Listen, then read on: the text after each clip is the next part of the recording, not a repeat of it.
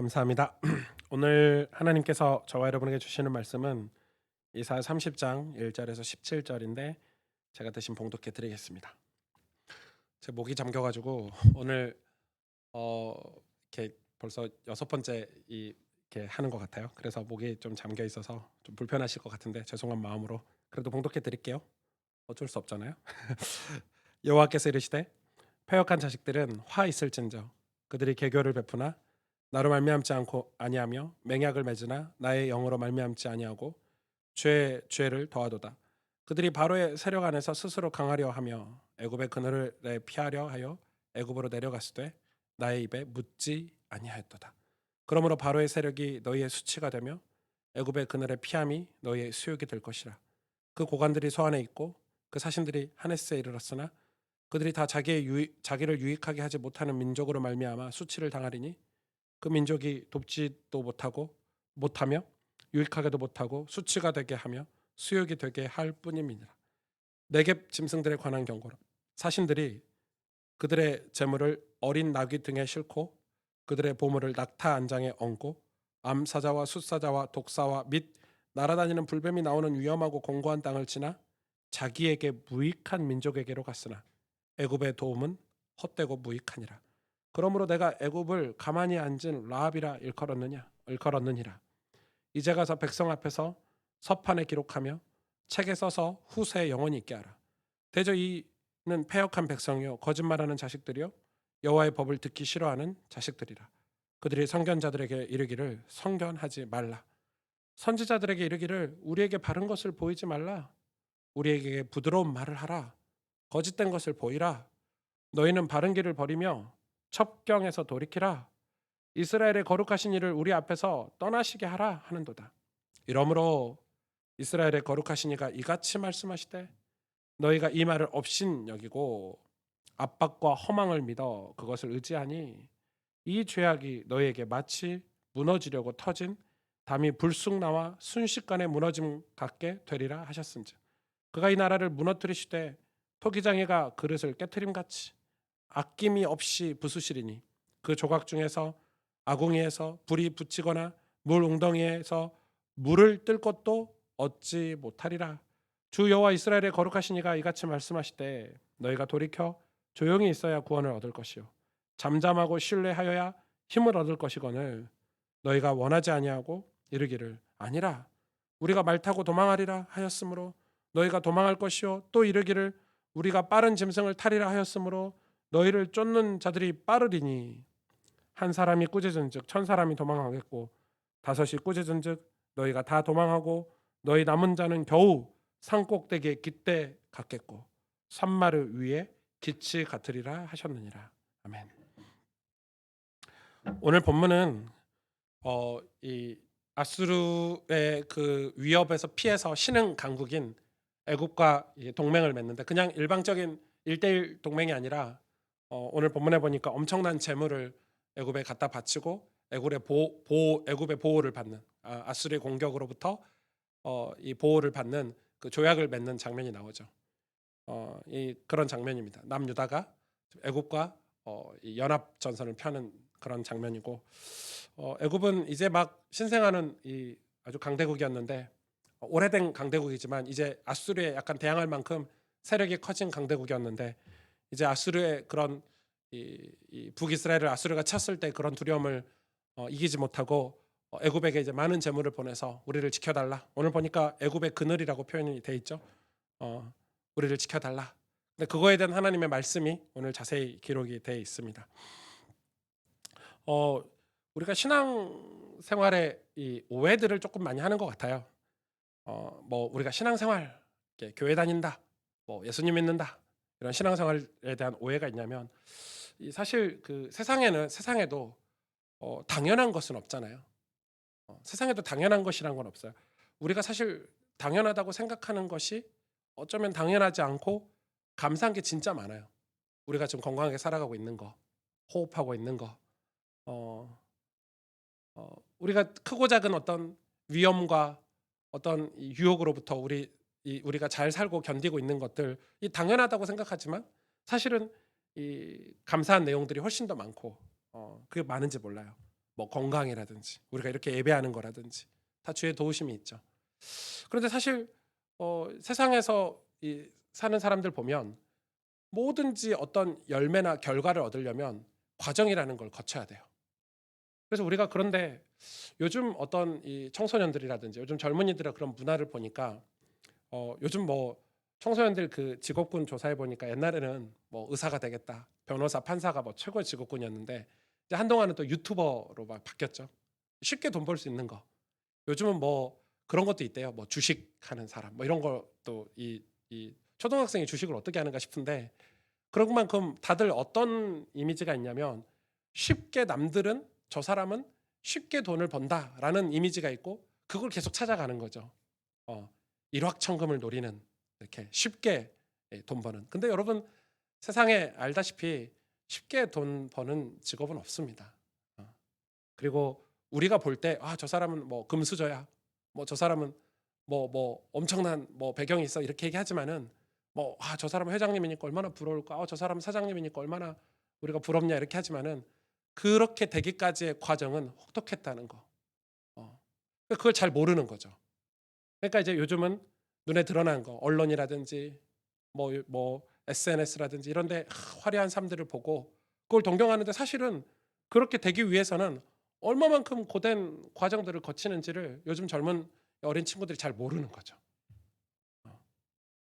그러니까 여러분 우리가 그런 시대를 살고 있는데 진짜 이 안타까운 거는 그런 문화가 어디로 들어오냐면 교회도 들어와요. 심지어는 밖에 믿지 않는 사람들의 그 노력과 과정들 그리고 그 과정들에 대한 결과들을 가지고 사는 그런 사람들이 교회 와서는 신앙생활을 무슨 그러니까 이상하게 교회만 오면은 반대가 되는 거죠.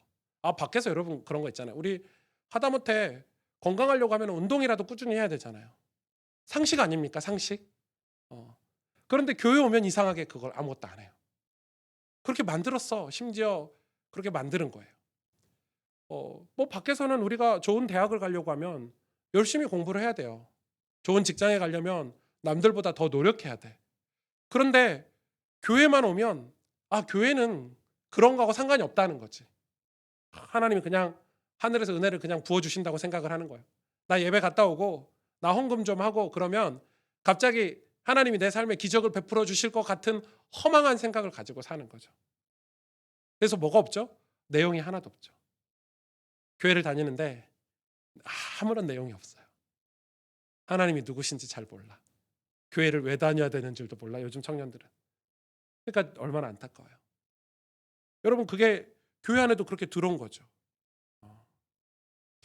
어, 우리는 이런 신앙, 이런 둘 중에 하나의 삶을 살아요. 보통 많은 사람들이 어떻게 하면 자기를 미워하면서 살까? 그게 세상 사람들의 논리예요. 어떻게 하면 나를 미워하면서 살까?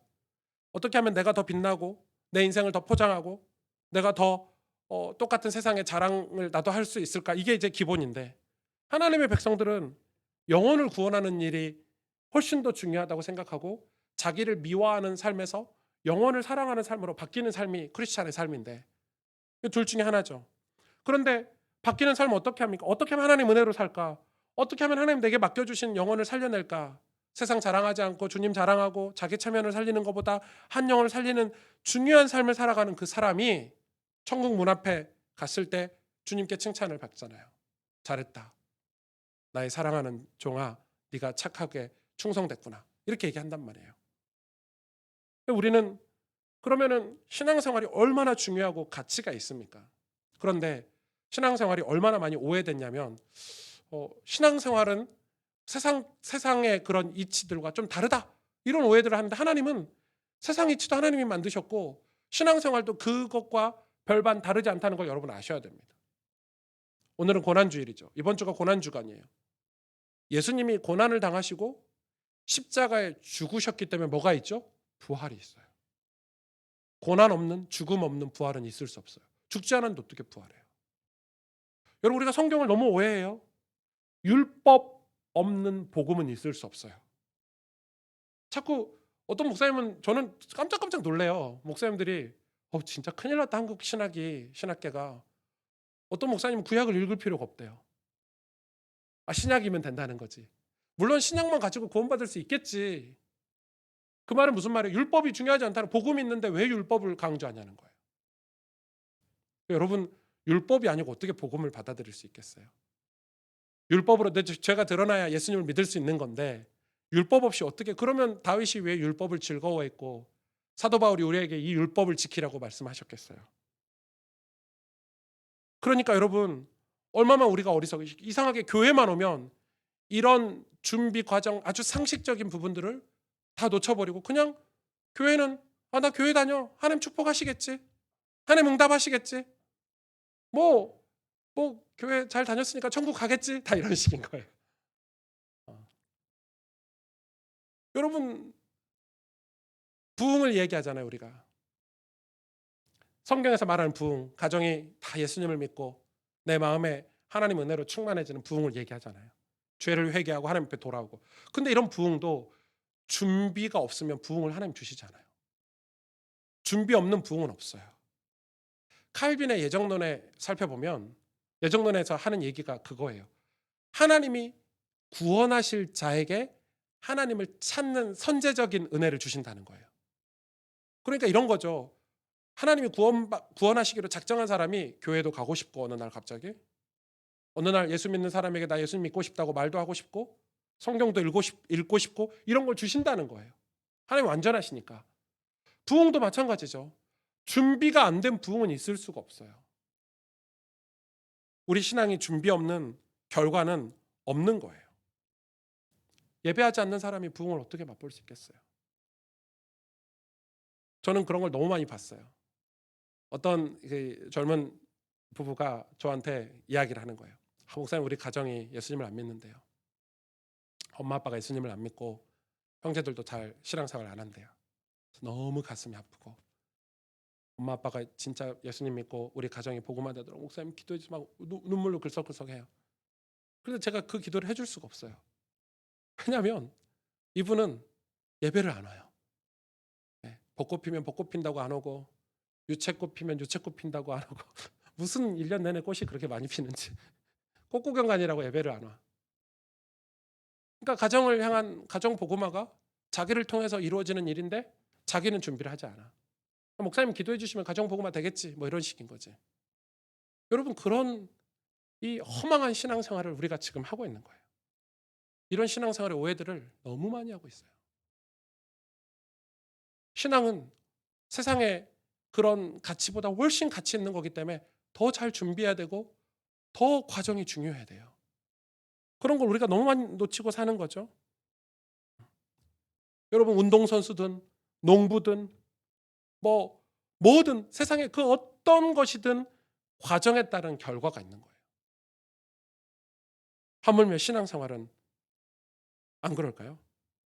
오늘 본문에 보니까 오늘 1절에 이렇게 시작하고 있어요. 여호와께서 이르시되 패역한 자식들은 화 있을진저. 여기서 패역한 자식은 남유다, 이 예루살렘 성 안에 있는 남유다 백성을 얘기하는데, 여기서 패역은 히브리어로 사라르라는 뜻이에요. 사라르. 사라르가 무슨 뜻이냐면 고집이 세다, 고집 센.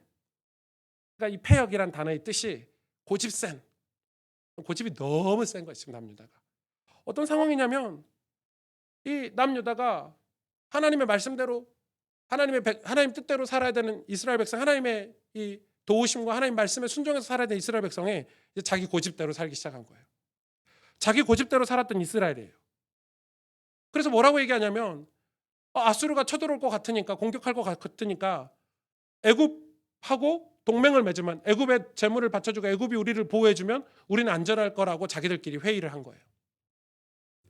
애굽이 좋다고, 애굽으로 갈 거라고, 애굽한테 돈 주고 도와달라고, 그러면 아수르 이길 수 있어 라고 고집센 지금 행동을 하는 거예요.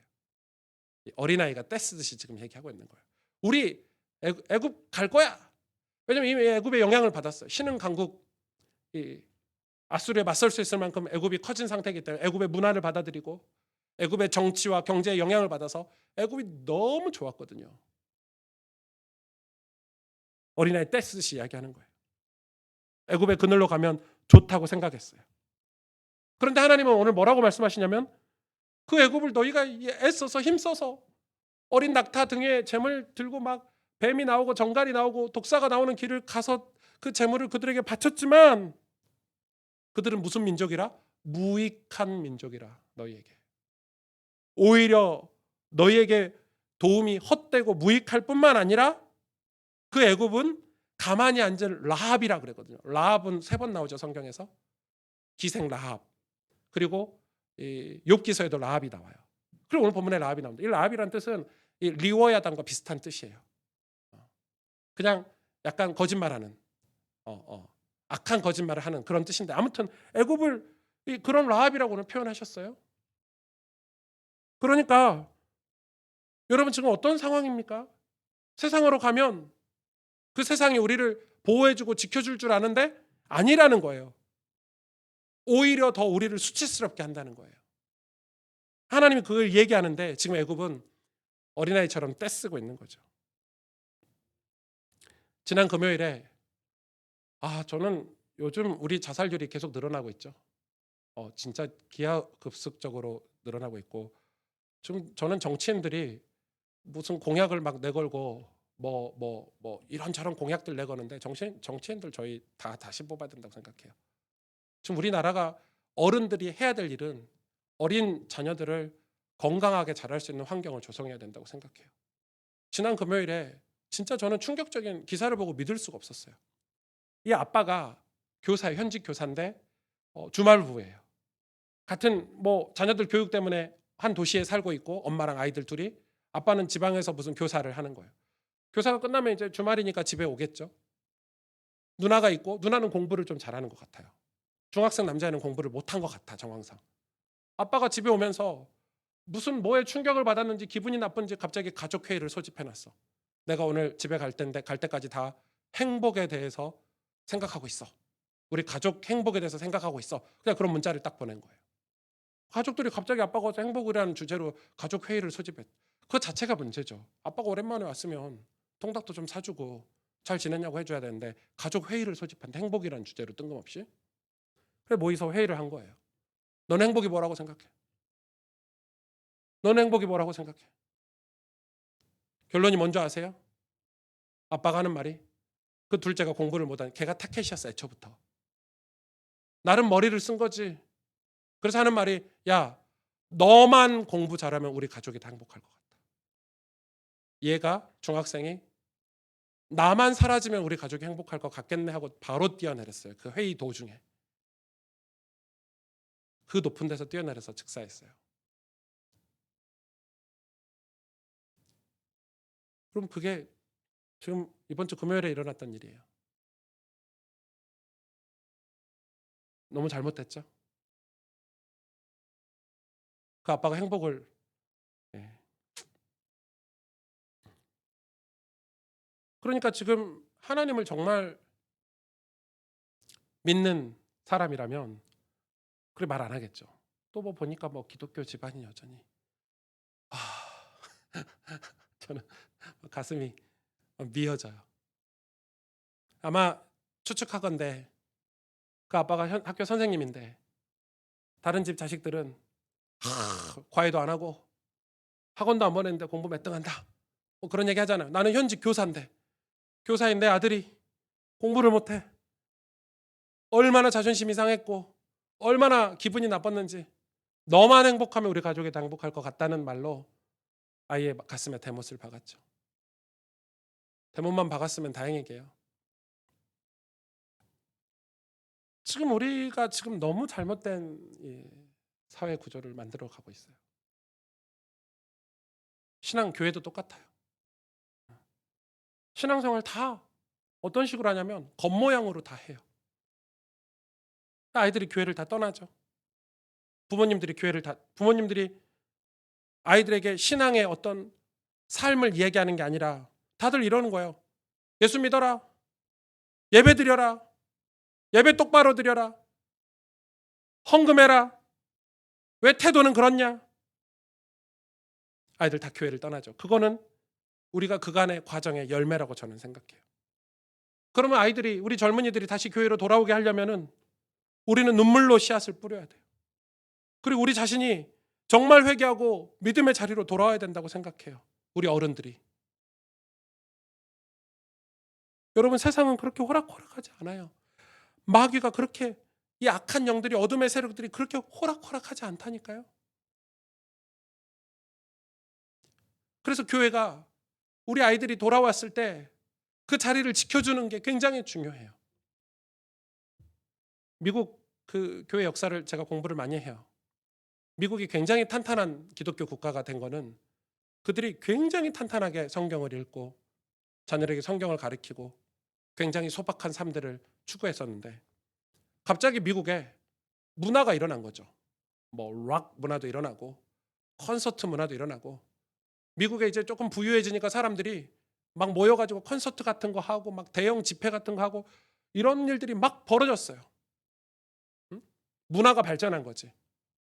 그러면 교회가 그것과 상관없이 자기 일을 꾸준하게 했으면 됐을 텐데, 교회들이 뭐라고 생각했냐면, 목사님들이 와, 우리 젊은이들 다 뺏기겠다, 세상에 다 뺏기겠다 해서 교회가 뭐 한 줄 아세요? 그때 세상 걸 똑같이 갖다 했어요.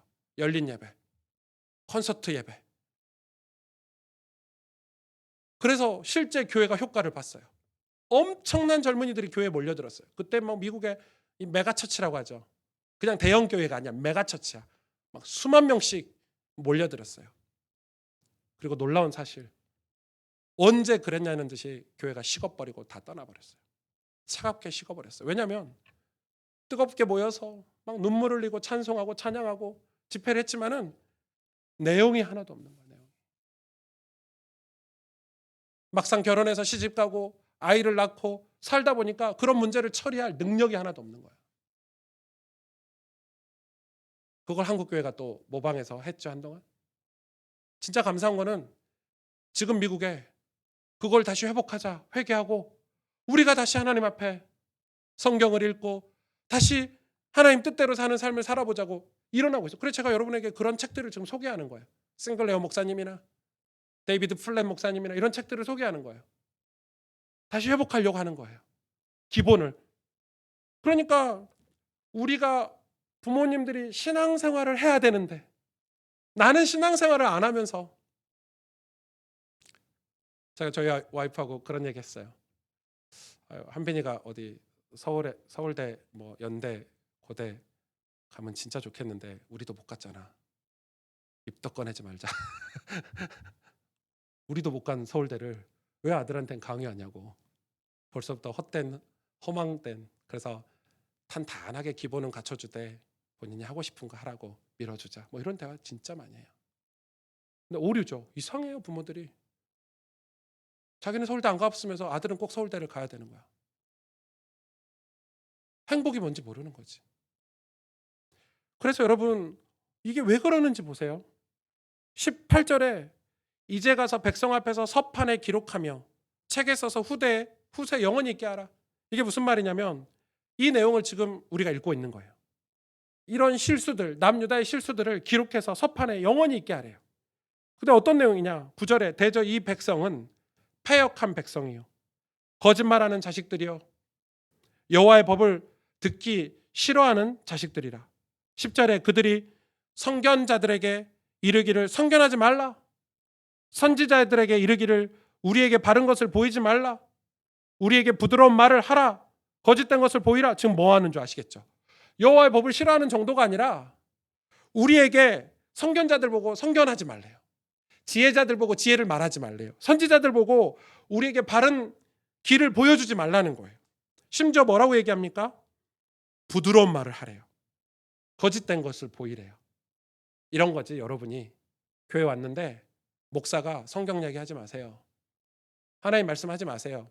그냥 저희들 축복해 주세요. 저희들 잘 된다고 얘기해 주세요. 지금 한국 교회가 유행하고 있는 게 그 신년 예배 때 말씀 뽑기 이런 거 하잖아요. 진짜 화 있을진저, 저주 받을지어다. 진짜 그런 목사들 회개해야 돼요. 말씀 뽑기 아시죠? 헌금함에다가 성경 구절 쪽지에 다 적어요. 성경 구절을 뭐만 적냐면 좋은 것만 적어. 집어넣어서 뽑는데 뭐라고, 그 뽑으면 그게 당신의 올해의 말씀이래. 마치 어디 오늘의 운세 비슷하지 않습니까? 그럼 그 성경 구절을 뽑아서 이게 올해 당신의 말씀이래. 진짜 화 있을 진짜죠. 불신자도, 조금만 지성인들도 그런 짓은 안 해요.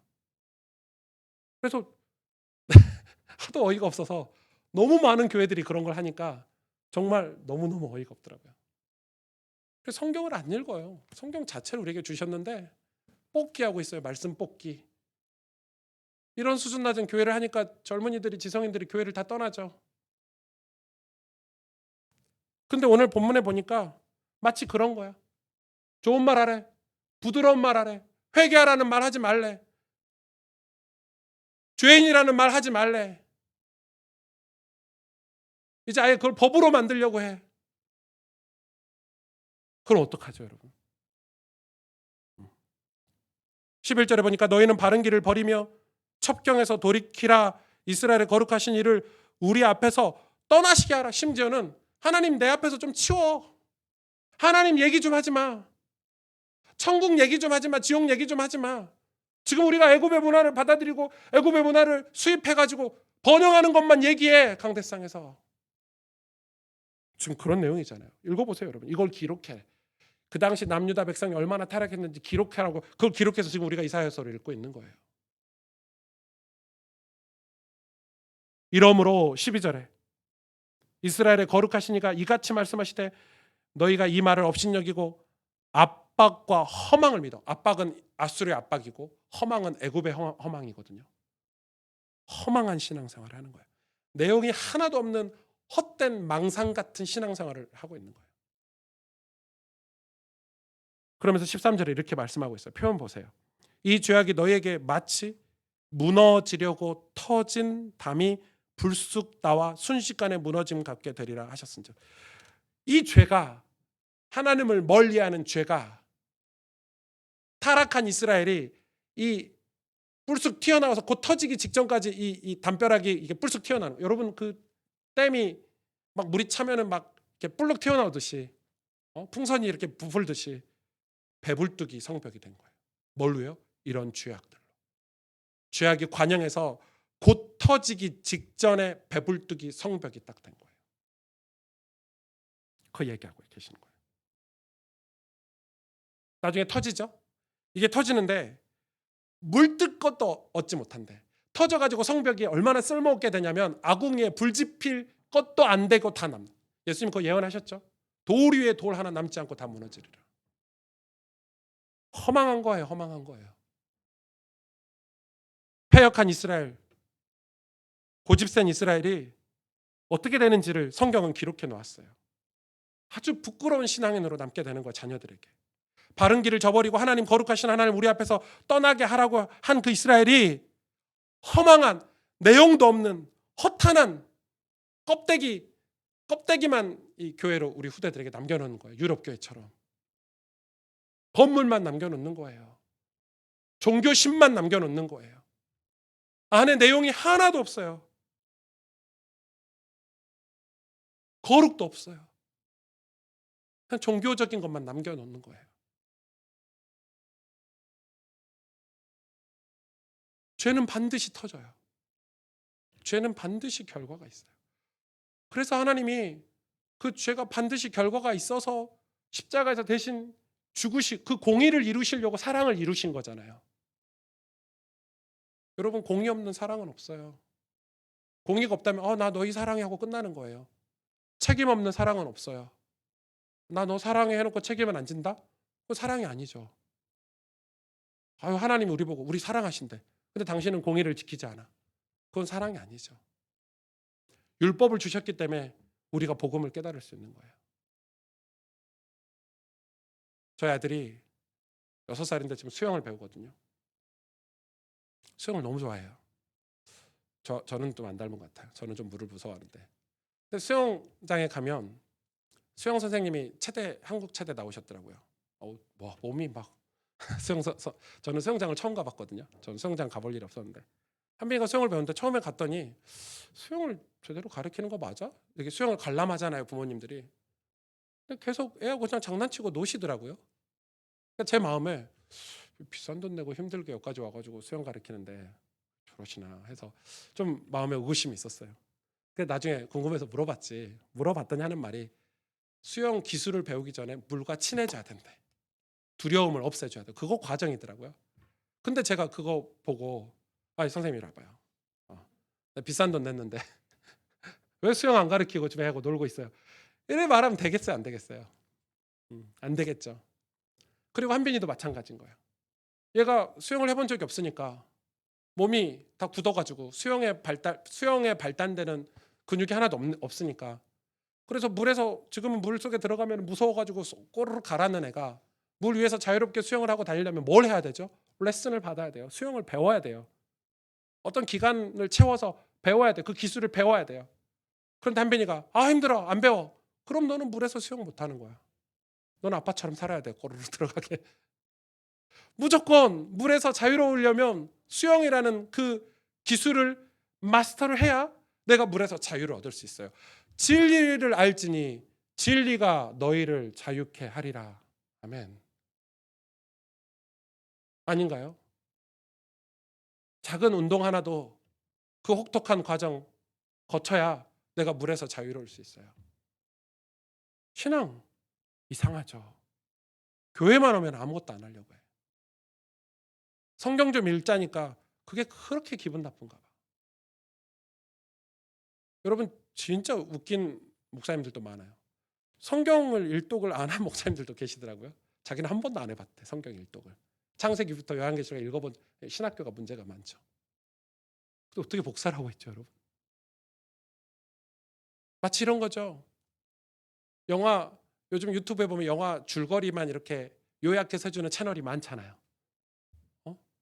우리가 바쁜 일상인들을 위해서 5분짜리 10분짜리로 편집해가지고 그것만 보고 영화 한 편을 봤다 이렇게 생각을 하는데, 마치 성경을 다 마스터해서 이 성경을 읽고 나서 그게 내 마음에 감동으로 와서 하나님 말씀을 전하는 게 아니라 그냥 요약 줄거리를 가지고 그것도 남에게 전달하는, 감동이 없이 내게는 감동이 안 된 것들을 전달하는. 영화는 진짜 감동이 되려면 한 편을 풀스토리로 다 봐야 돼요. 제가 얼마 전에 인턴이라는 영화를 봤어요. 이제 봤지. 와, 진짜 재밌대요. 정말 1분도 버릴 게 없더라고. 그 멘트 하나 버릴 게 없더라고. 벤 아저씨, 와, 로버트 드니로가 그런 역할도 하는구나 싶을 정도로 영화가 재밌었는데, 그러니까 제가 이번 주 내내 인턴 얘기만 해요. 마음에 감동받아가지고 저희 와이프한테도 얘기하고 저희 아들한테도 얘기하고 어제 방송할 때도 얘기하고 오늘 또 얘기하잖아요, 여러분한테. 그 말은 마음에 감동이 됐다는 거예요. 와, 저렇게 늙어야 되는데, 저렇게 멋있게 나이가 들었으면 좋겠는데, 이런 게 감동이 되니까 이 얘기를 하는 거예요. 신앙도 똑같아요. 내용이 한 개도 없어요. 하나님이 어떤 분인지를 몰라요. 하나님이 우리를 향해서 무슨 계획을 갖고 있는지도 몰라요. 왜 아수르가 저렇게 일어나며 북이스라엘은 왜 무너졌는지 하나님 앞에 질문해야 되잖아요. 그런데 아수르를 피해서 애굽을 쫓아갔어요. 애굽을 피해서는요, 계속 신앙생활이 악순환이에요. 신앙은 한 번 넘어서야 돼요. 한 번 넘어서야 돼요. 신앙을 진짜 잘하시려면, 신앙생활을 잘하시려면 한 번 넘어서야 돼요. 그걸 못하는 거죠. 그게 하나님 말씀이에요. 15절에 주 여호와 이스라엘의 거룩하시니가 이같이 말씀하시되 너희가 조용히 있어야 구원을 얻을 것이요. 조용히 있어야 구원을 얻을 수 있대요. 잠잠하고 신뢰해야 힘을 얻을 것이거늘. 무슨 말이에요? 조용히, 잠잠히. 여기서 조용하라는 것은 지금 반대로 얘기하면 남유다가 시끄러운 거예요. 왜? 북이스라엘이 멸망했거든요. 아수르가 곧 쳐들어올 것 같거든요.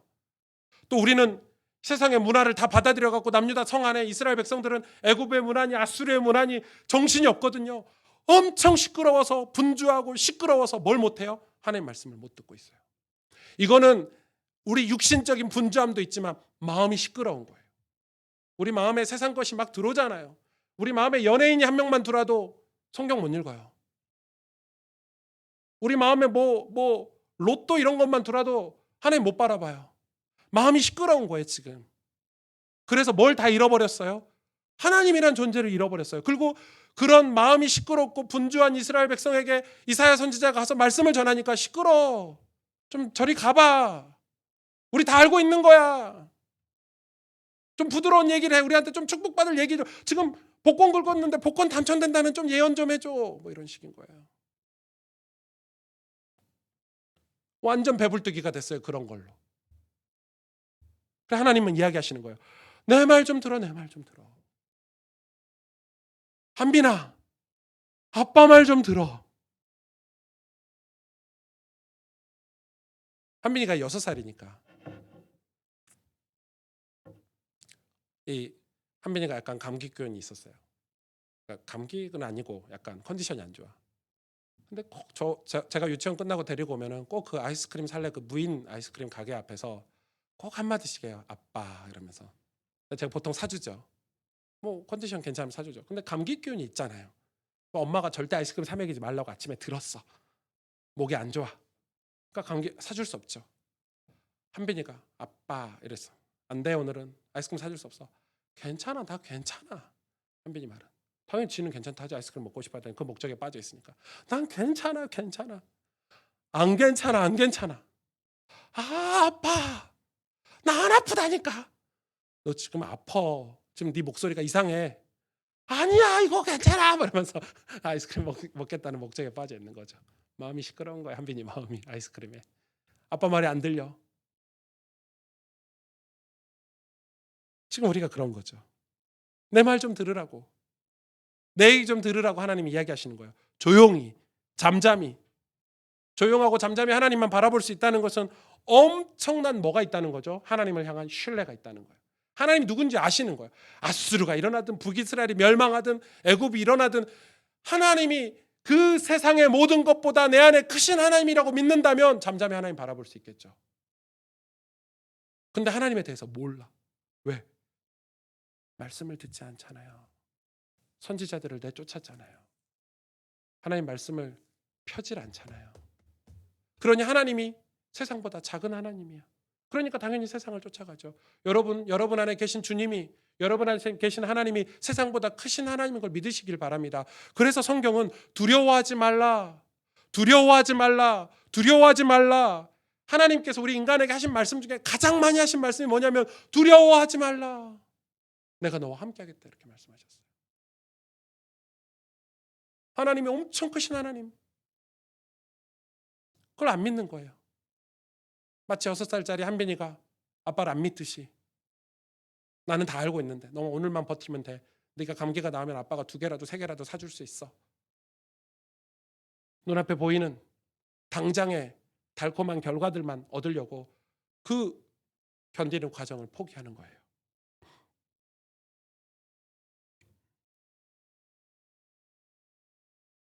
하나님은 내 말 좀 들으라 하시면서 주신 게 율법이고 모세오경이고 십계명이에요. 율법을 그건 죽이려고 주신 게 아니에요. 우리가 살아서 예수님 믿으라고 주신 말씀들이에요. 그런데 고집을 피우는 거예요. 패역한 자라. 여호와의 말씀을 듣기 싫다는 거예요. 여러분 부부 사이에 또 엄마들이 아들을 키울 때 애로사항이 있어요. 왜냐하면 남자하고 여자하고 구조가 좀 달라요. 남녀에 관한 책을 보고 제가 오랫동안 여자하고 살다 보니까 저희 집에 있는 여자와 저희 집에 남자가 좀 다르다는 걸 깨닫게 됐어요. 여자들은 좀 민감해요. 예민해요. 그리고 한 가지가 입력이 되면 그걸 오랫동안 가지고 가는 습성이 있어요. 남자들은 입력이 되잖아요. 바로 빠져요. 그 남자들의 특징이에요. 부부가 맨날 싸워요.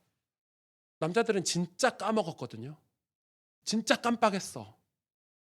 얼마 전에도 제가 된통 혼났는데 집에서 분리수거를 뭐 어떻게 하라고 가르쳐 줬는가 봐요. 나한테. 나는 기억이 안 나. 난 늘 하던 대로 분리수거를 했는데 왜 내 말 안 듣냐고 분리수거를 이렇게 했냐고 뭐라 하더라고요. 나는 화나지 기억이 없는데. 근데 하긴 했는가 보더라고요. 그래서 어떻게 해야 돼요? 남자들한테는 귀를 딱 잡고 눈을 마주치고 머리에 입력시켜 주래요. 그게 그 아동 학자가 한 얘기예요.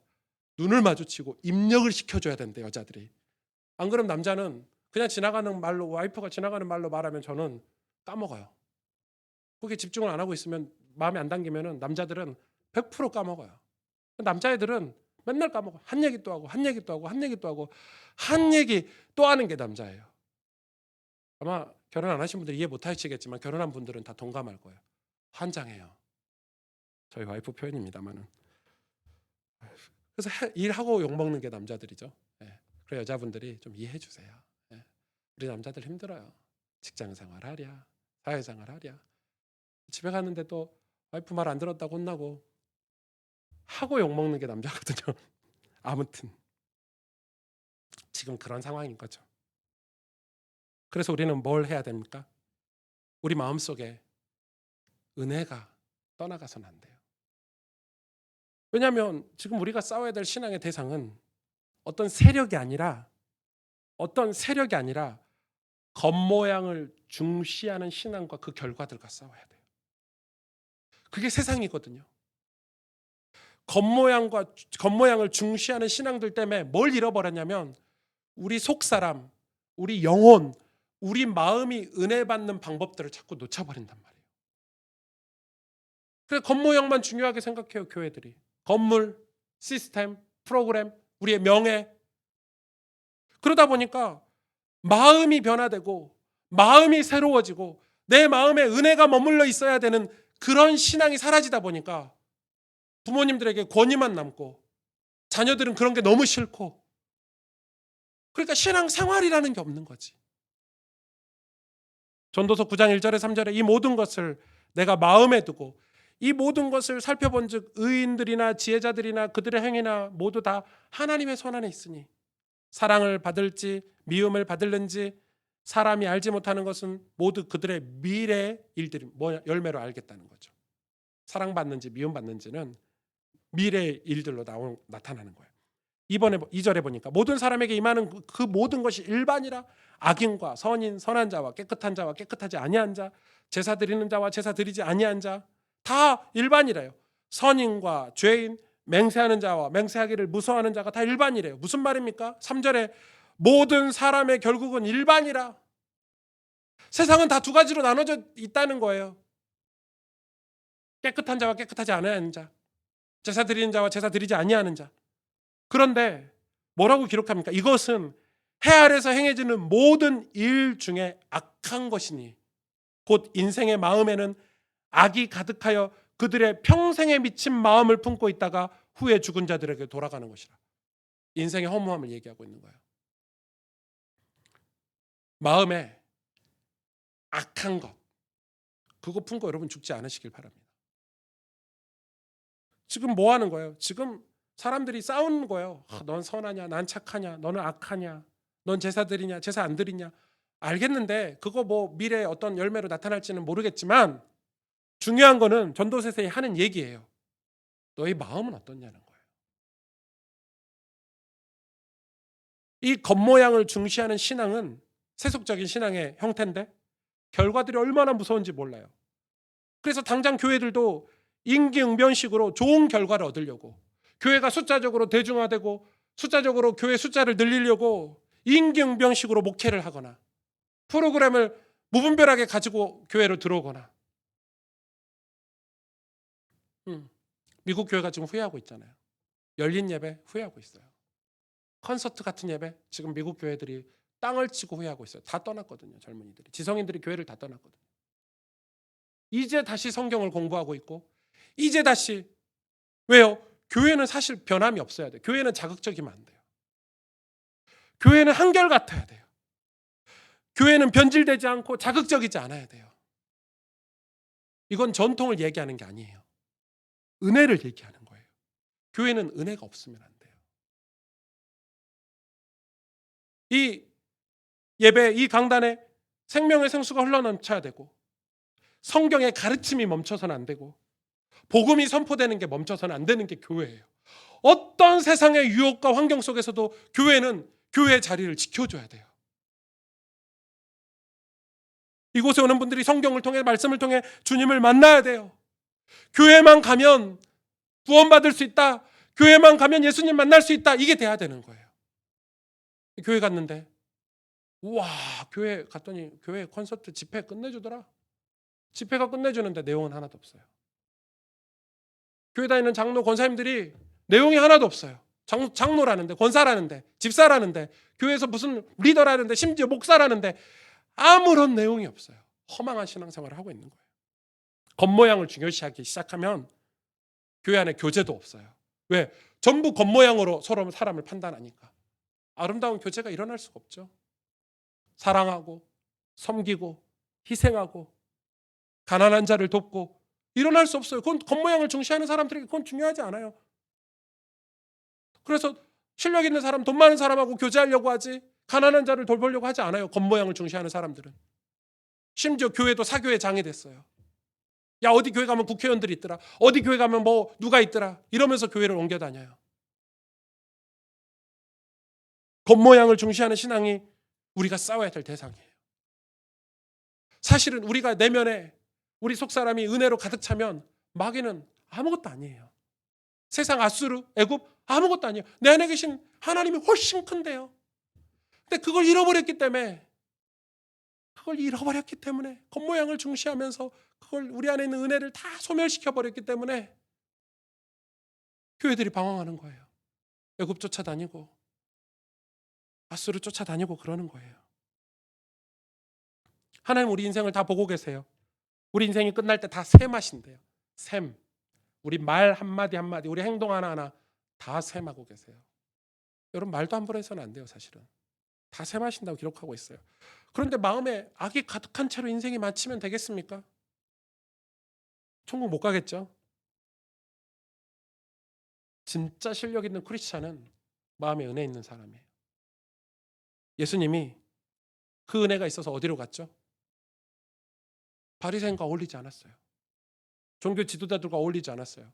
가난한 죄인의 집에 가서 식사하시고 세리의 집에 가시고 사마리아 땅에 들어가셨어요. 마음에 진짜 은혜가 있으니까 힘이 있는 거예요. 가난한 자를 돌보는 사람이 진짜 힘 있는 사람이에요. 겉모양 신앙생활을 중시하는 사람들의 결과는 어떻게 돼요? 배불뚝이에요. 곧 터져요. 허망하기 때문에. 그래서 우리는 은혜를 회복해야 되는데 이 은혜를 회복하기 위해서 성경은 방편이라는 걸 주셔서, 방편은 이 수단이죠. 수단. means of grace라고 그래요. 은혜를 받는 루트를 우리에게 주셨다는 거예요. 이 통로를 우리에게 주셨다는 거예요. 그게 몇 가지 있어요. 첫째가 뭐냐면 말씀이에요. 히브리서 4장 11절 16절에 보니까 그러므로 우리가 저 안식에 들어가기를 힘쓸지니 힘쓰래요. 안식에 들어가기를 위해서 그냥 들어가는 게 힘쓰래요. 누가 교회 그냥 다니면은 안식에 들어간다고 구원받는다고 얘기합니까? 그 값싼 구원론에 여러분 속지 마시길 바랍니다. 힘쓰지 않으면 천국 못 들어가요. 뭐라고 얘기합니까? 이는 누구든지 저 순종하지 아니하는 본에 빠지지 않게 하려 함이라. 하나님의 말씀은 살아있고 활력이 있어 좌우에 날선 어떤 검보다 예리하여 혼과 영과 및 관절과 골수를 찔러 쪼개기까지 하며 마음의 생각과 뜻을 판단하나니 지으신 것이 하나도 그 앞에 나타나심이 없고 우리의 결산을 받으시리에 눈앞에 만물이 벌거벗은 것 같이 드러나느니라. 지금 하나님 말씀이 지금 우리를 창조 때부터 같이 있었다는 거죠. 그러면서 뭐라요? 14절에 그러므로 우리에게 큰 대사장이 계시니 이는 승천하시니 곧 하나님의 아들 예수시라. 예수님이 큰 대제사장이래요. 15절에 우리에게 있는 대제사장은 우리의 연약함을 동정하지 못하실 리가 아니오 모든 일에 우리와 똑같이 시험을 받으시니로다 죄는 없으시니라. 그러므로 16절에 우리는 긍휼하심을 받고 때를 따라 돕는 은혜를 얻기 위하여 은혜의 보좌 앞에 담대히 나갈 것이라. 여기서 은혜의 보좌 앞에 담대히 나아가야 큰 대제사장이 은혜의 보좌 앞에 담대히 나가게 하셨다는 거예요. 근데 이 은혜의 보좌가 어디라고 이 배경 설명을 하고 있죠? 하나님 말씀이라고 지금 설명하고 있어요. 그러니까 은혜의 보좌가 은혜의 보좌가 도대체 어디야? 성경은 그게 말씀이래요. 은혜의 가장 강력한 방편이 뭐냐? 말씀이에요. 성경도 그렇고 주일 설교도 성경과 같은 위치예요. 왜 하나님 우리에게 말씀을 주셨어요? 대제사장이신 우리가 그분을 붙잡으면 죄 없으신 예수 그리스도를 붙잡으면 우리도 구원받을 수 있기 때문에 하나님 때를 따라 돕는 은혜를 주시려고 그래서 우리 보고 뭐 하라고 하냐면 말씀의 보좌 앞에 은혜의 보좌가 곧 말씀인데 그곳에 나아가라는 거예요. 기독교 신앙의 핵심은 성경이에요. 요즘 한국 교회는 성경과 거리가 너무 멀어지고 있어요. 교회도 회의가 많아지고 전략도 많아지고 요즘은 교회들이 전략 회의들을 한대요. 어떻게 하면 교회를 부흥할까? 어떻게 하면은 우리 교회가 조금 더 마케팅을 잘할까? 그러면서 성경하고는 멀어지고 있는 거예요. 타락한 예루살렘과 비슷하죠. 교회는 예배가 많아져야 되고 성경과 가까워져야 돼요. 목사인 저도 똑같아요. 성경을 읽고 가르쳐야 돼요. 그리고 두 번째 은혜의 방편은 성령이에요. 히브리서 9장 14절에서 15절에 하물며 영원하신 성령으로 말미암아 너희 양심을 그리스도의 피로 죽은 행실에서 깨끗하게 하신대요. 근데 그 일을 누가 하시냐면 성령이 하시는 거예요. 너희 양심을 죽은 행실에서 깨끗하게 우리 삶을 바꿔주는 은혜가 누구를 통해서 오냐면 성령으로 말미암아 온대요. 성령으로 말미암아 죽은 행실을 깨끗하게 한대요. 하나님을 섬기게 한대요. 그러니까 여러분, 성령이 얼마나 우리에게 중요한 존재인지. 근데 요즘 여러분 기도하실 때 성령의 인도, 성령의 도우심 구하고 계십니까? 없어졌죠. 진짜 신기하게 없어졌어요. 저도 별로 성령을 찾지 않네. 그러니까 하나님 우리에게 보혜사 성령을 예수님이 승천하실 때 보내주셨는데 성령의 도우심, 성령의 구함. 왜냐하면 그만큼 우리 삶이 성령의 도움이 없어도 살 만큼 부유하고 풍요롭고 좋은 말로, 좋지 않은 말로는 시끄러운 삶을 살고 있는 거예요. 분주하고. 또 영적인 세계를 믿지 않는 거죠. 성령으로 죽은 행실에서 돌이키는 자. 은혜의 방편은 죄에서 죽은 행실에서 벗어나는 거거든요. 세 번째 은혜의 방편은 무엇입니까? 세 번째 은혜의 방편은 예배인데 히브리서 10장 19절에서 25절에 그러므로 형제들아 우리가 예수의 피를 힘입어 성소에 들어갈 담력을 얻었나니 그 길은 우리를 위하여 휘장 가운데로 열어놓으신 새로운 살 길이요 휘장은 곧 그의 육천이라. 예수님이 십자가 사건을 지금 설명하고 있는 거예요. 예수님이 지성소를 찢으셨죠. 십자가에서 죽으시는 그날 이 구약의 성막의 지성소가 찢어졌어요. 절대 찢어지지 않는 엄청난 센 가죽으로 만들어진 지성소가 찢어졌단 말이에요. 이제는 제사장을 통해서 가지 않아도 돼요. 왜? 예수님 우리의 제사장이 되어주셨으니까. 예수님을 통해서 하나님께 바로 갈 수 있는 거예요. 21절에 하나님의 집 다스리는 큰 제사장이 계심에 우리가 마음의 뿌림을 받아 악한 양심으로부터 벗어나고 몸은 맑은 물로 씻음을 받았으니 참 마음과 온전한 믿음으로 하나님께 나아가자. 하나님께 나아가자. 그러면서 뭐라고 얘기합니까? 또 약속하시는 이는 미쁘시니 우리가 믿는 도리의 소망을 움직이지 말며 굳게 잡고 서로 돌아보아 사랑과 선행으로 격려하고 25절 모이기를 패하는 어떤 사람들의 습관과 같이 하지 말고 오직 권하여 그날이 가까움을 볼수록 더욱 그리하자. 서로 돌아보아 믿음의 소망을 굳게 붙잡는 공동체가 바로 예배 공동체인 거예요. 교회라고도 말할 수 있겠지만 저는 교회보다 예배라고 말하고 싶어요. 교회가 예배예요. 예배가 곧 교회고 교회가 곧 예배예요. 예수 믿는 사람들의 모임이에요. 그런데 그 교회가 뭘로 구성되어 있냐면 악한 양심으로부터 벗어나고 맑은 물로 씻음을 받은 참 믿음, 온전한 믿음을 가진 사람들, 하나님께 나아가려고 하는 사람들로 구성된 게 교회고 예배예요.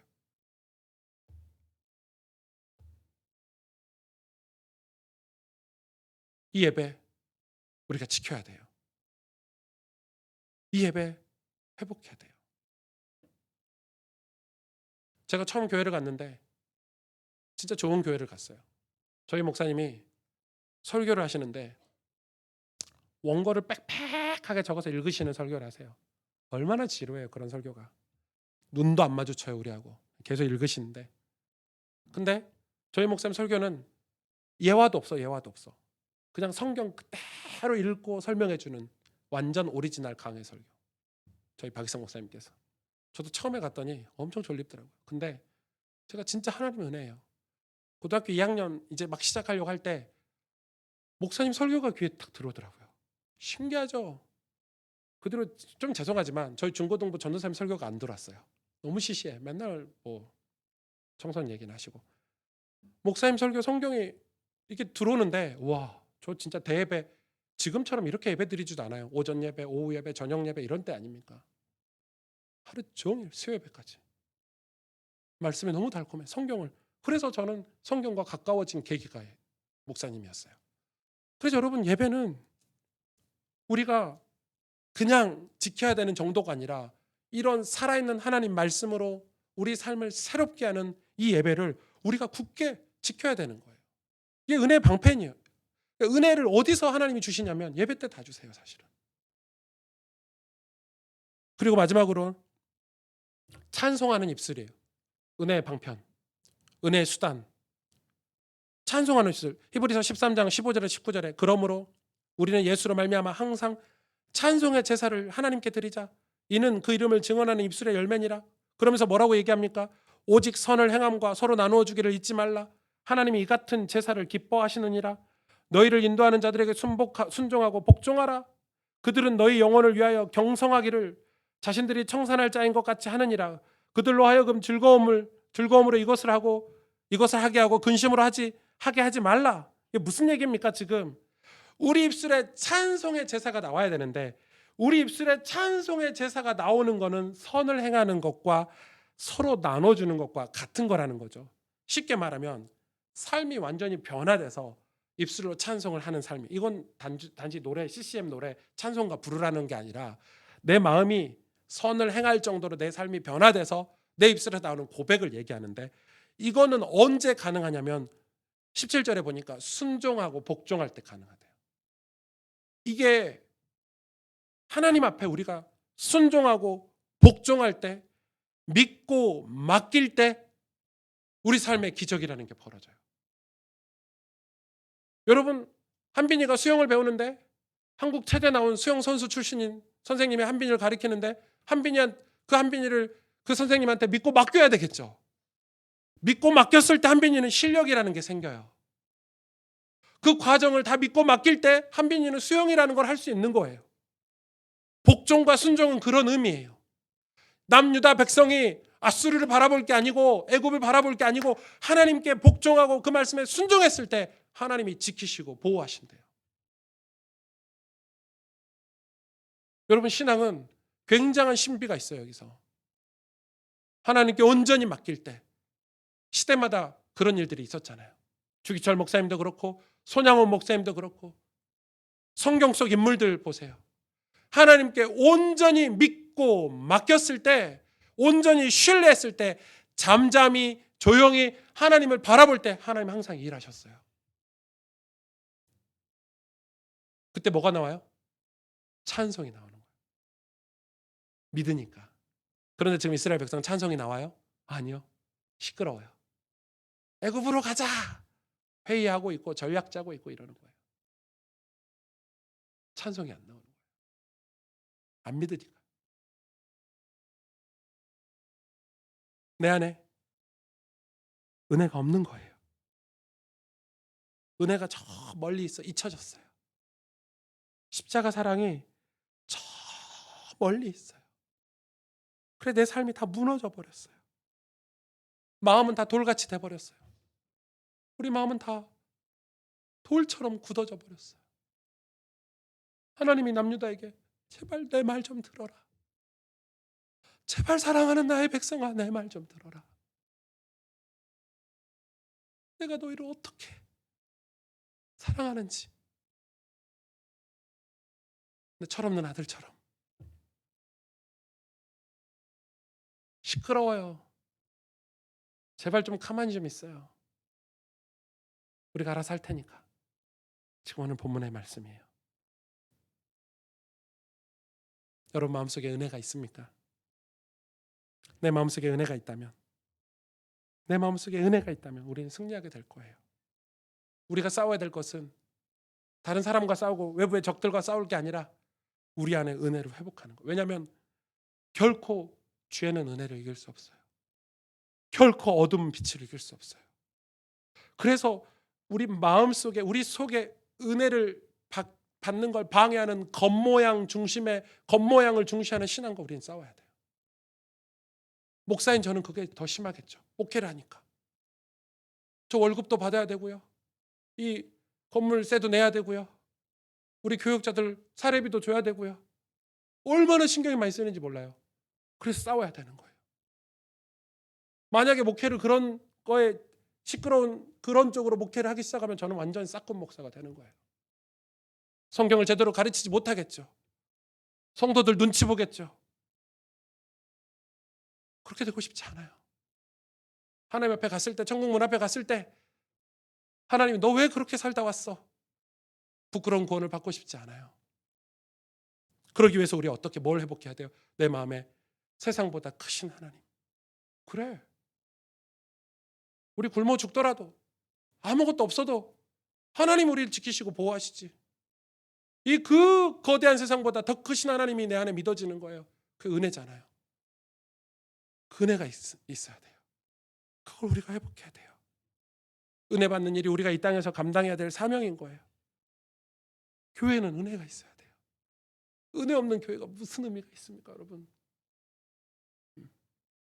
자극적인 메시지, 우리를 선동하는 메시지, 겉모양을 중시하는 그런 신앙, 우리는 경계하고 싸워야 돼요. 죄송하지만, 싫을 수 있지만.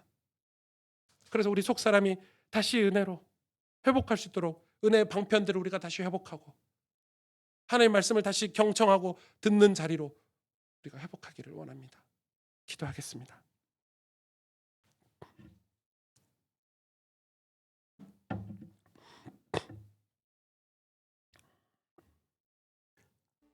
늘 애굽의 그늘로 가길 원했던 예루살렘의 모습이 어쩜 우리의 모습과 똑같은지, 저의 모습과 어쩜 똑같은지. 이사야 30장 읽고 있는데요, 내 모습인 거예요. 죄가 넘쳐가지고 교만이 넘쳐서 곧 터질 것 같은 배불뚝이 성이 되었음에도, 그럼에도 하나님 말씀을 외면해요. 왜냐하면 그들은 겉모양의 신앙을 중시했어요.